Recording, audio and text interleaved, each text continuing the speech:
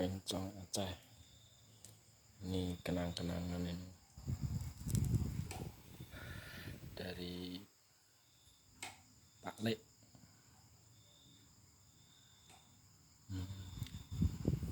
Rencong Aceh.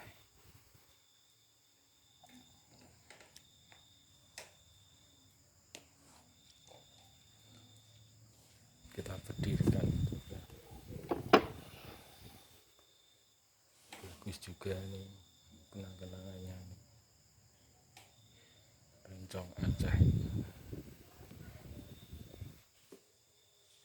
Pusaka dari Aceh.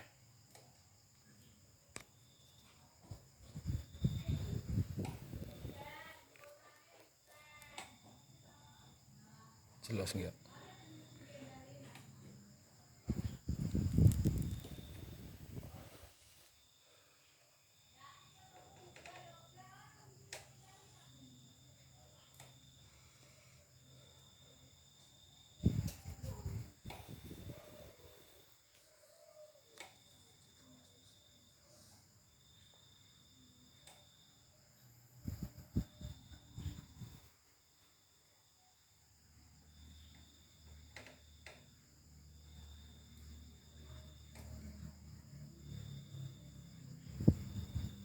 Pusaka.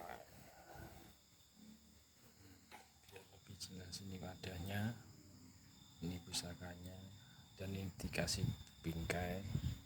Dulu ini kenang-kenangan ini dari Pak Lek. Tapi udah nggak ada orangnya.